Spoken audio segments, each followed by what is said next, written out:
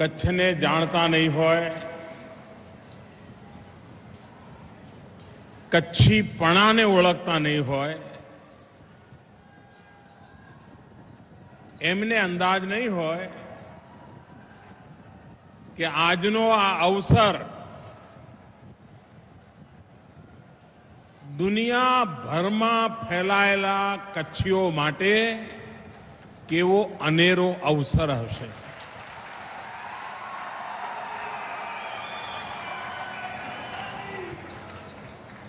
કેરળમાં બેઠેલો કચ્છી હોય કે આસામમાં બેઠેલો કચ્છી હોય, દુનિયાના કોઈ પણ દેશમાં પહોંચેલો કચ્છી હોય, હું વિશ્વાસથી કહું છું કે ટપ્પર ડેમમાં પાણી જઈ રહ્યું છે કે નહીં એ દર દિવસમાં 2 વાર પૂછતો હશે.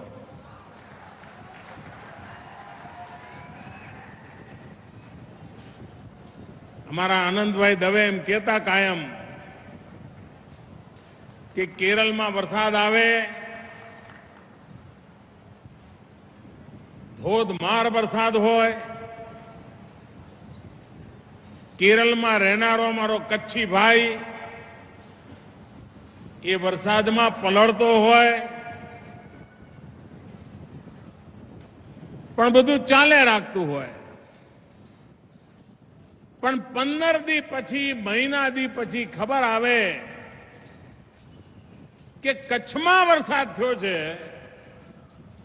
તો એ દુકાનેથી ઘેર જાય અને ઘેર કે આજે શીરો બનાવો.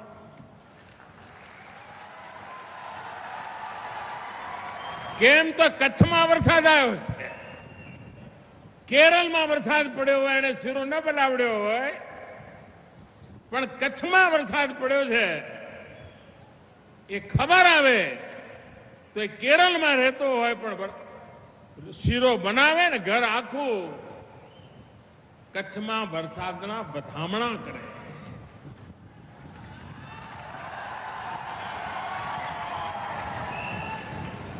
કચ્છી માટે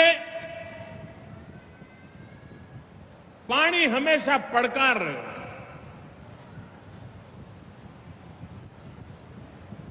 આજે પણ મેકણ દાદાની જગ્યાએ જઈએ